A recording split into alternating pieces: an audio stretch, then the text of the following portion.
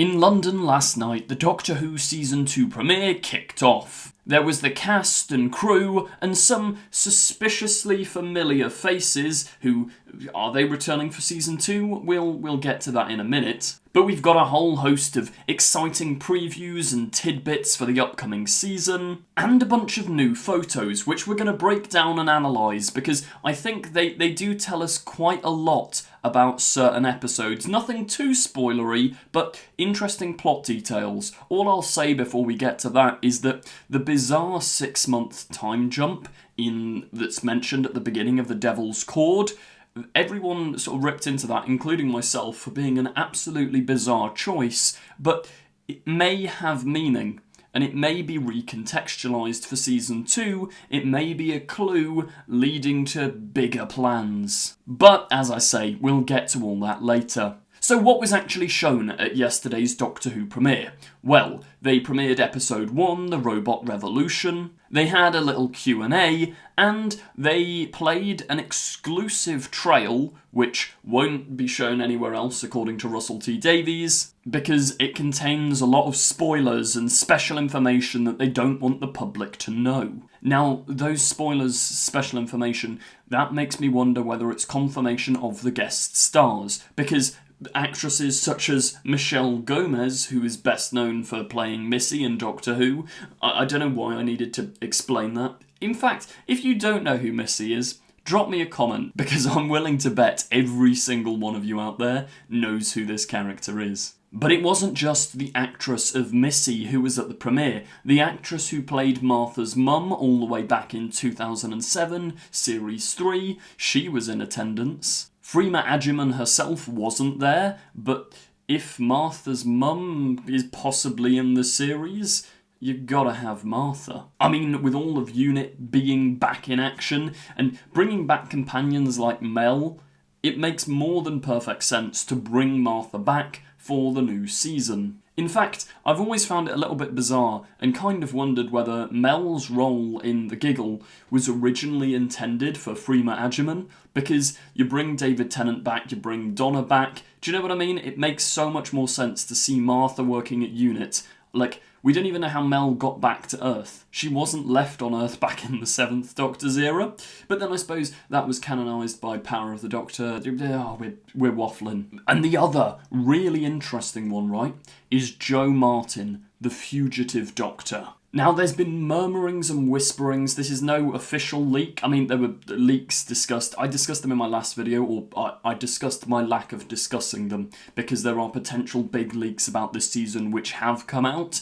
They haven't mentioned Jo Martin in them, but there's been a lot of whisperings, a lot of talk. We know for a fact, because of her Instagram story, that she was in Cardiff while they were filming Doctor Who Season 2. And Jo Martin leaves a lot of little cryptic clues and hints at this. I mean, even on her Instagram, she put like, this is the job that just keeps on giving. But they could all just, maybe none of them three are in the upcoming season. They could all just be there to support the show. I mean, Russell's got this whole idea of Whoniverse, big Whovian family. I mean, at the Star Beast premiere, they had like Carol Ann Ford and a bunch of former companions who weren't actually in the episode, so it could just be a fun little guest invite. I think it's unlikely we'll see Missy, but if we do, the context of her being there, the last thing we saw of the Master was in The Giggle. He was said to be shrunken down into that little golden tooth.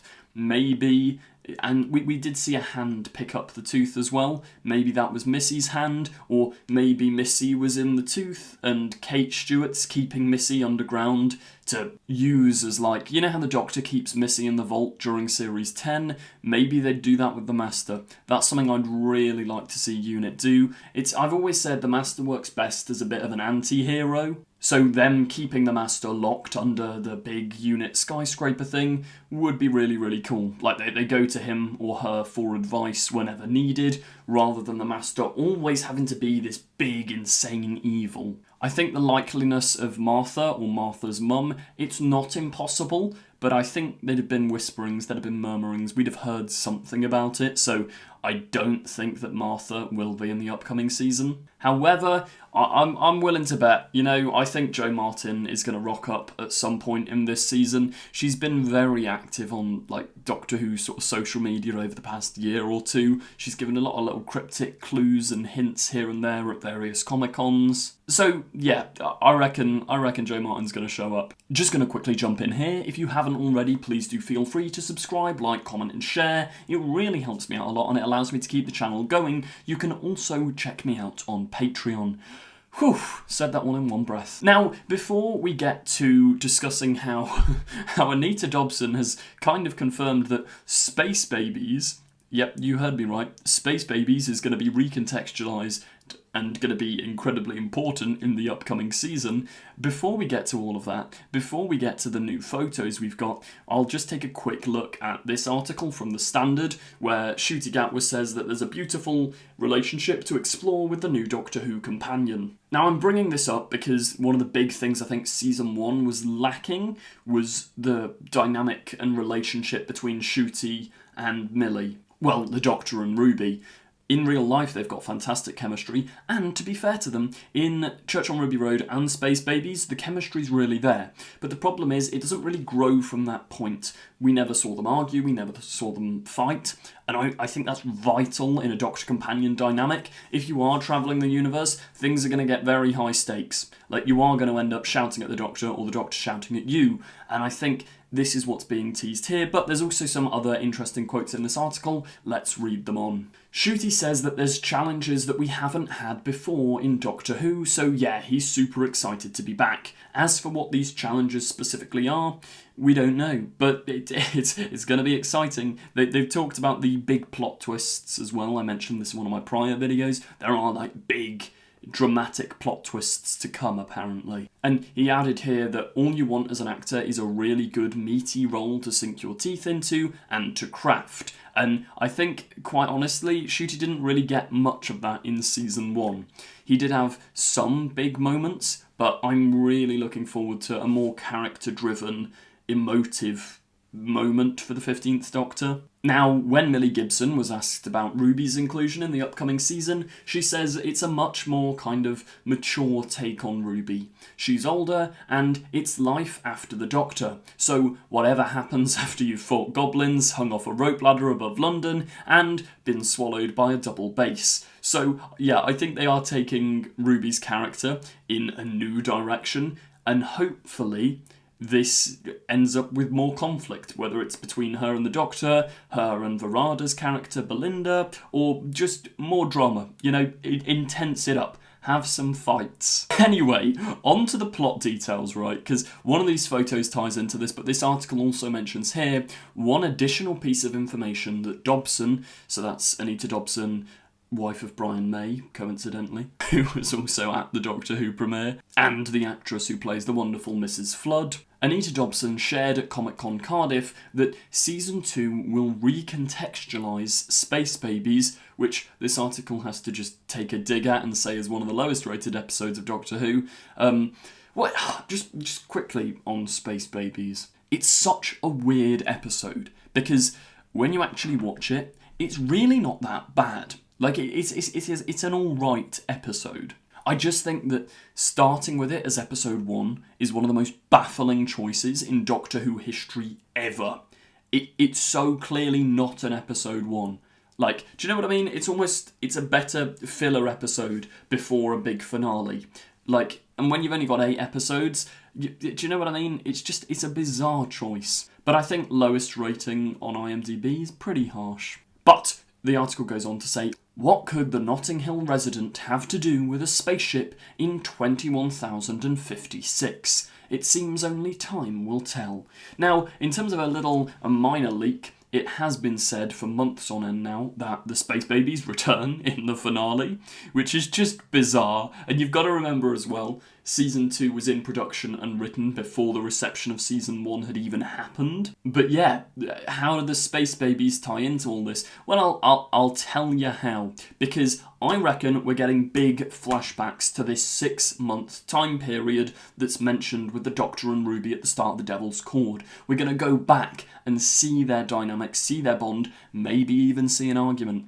Maybe they're going to recontextualise Season 1 and make it even better. Now, why do I say this? Well, if you look at this picture here, which has been released by the Radio Times, you can see the Doctor and Ruby in what seems to be their costumes from Church on Ruby Road and Space Babies. Now, to confirm this even further, if you zoom in, I feel like a proper stalker here, but if you zoom in on the lapels of her jacket, you can see green stains where the bogey sludge from Space Babies dripped all over her clothes. Which leads me to believe that this is after, like directly after Space Babies. I don't know what the Doctor's got in his hand there, and I don't know why we weren't shown whatever this is in Season 1, but it's certainly very intriguing that we're seemingly getting a flashback. If you look at Ruby's hair as well, it's very much her Season 1 look. In Season 2, she's got a completely new haircut, so it does make you think, why are we getting a flashback? Is it time being changed? Is history being moved around? Is that first 6 months of them two together going to be disrupted somehow? And I reckon as well they probably shot that when they shot Season 1, because, as I say, unless she's wearing a wig, Ruby's hair is very different now. Well, Millie Gibson's hair is different. But that's not the only photo we were given by the Radio Times. Here we have a look at episode 4, where Ruby is with Conrad. Conrad's like her love interest from what we've gathered so far. I think they're mopping the floor or something, or looking at papers, or yeah, that's not a mop, they're papers. They're going through some suspicious papers.